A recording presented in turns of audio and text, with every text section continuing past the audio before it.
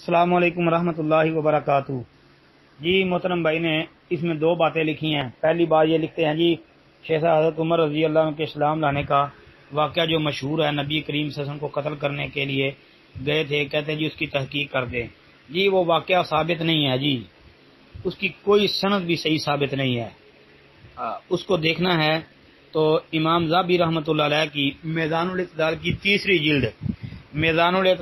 تیسری جلد میں قاسم بن عثمان بصری کا ترجمہ نکال لیں۔ امام ذہبی رحمۃ اللہ علیہ نے قاسم بن عثمان بصری کے ترجمے میں حضرت عمر رضی اللہ عنہ کے اسلام لانے والا جو واقعہ مشہور ہے کہ اللہ کے رسول کے قتل کے ارادے سے جو گئے تھے، اس کو منکر قرار دیا ہے، کہا کہ یہ قصہ منکر ہے۔ اور میدان الاعتدال سے ہی حافظ ابن حجر اسقلانی رحمۃ اللہ علیہ نے جو ہے لسان المیزان کے اندر قاسم بن عثمان بصری کے ترجمے کے اندر ہی یہ بات ذکر کی ہے، بلکہ انہوں نے تھوڑی تفصیل بیان کی ہے، یعنی میزان کی نسبت ابن حجر رحمۃ اللہ علیہ کی لسان المیزان کے اندر تھوڑا کلام زیادہ ہے، جی اس کو بھی سامنے رکھ لیں۔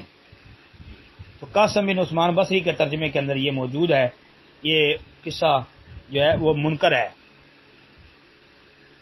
السلام علیکم ورحمۃ اللہ وبرکاتہ۔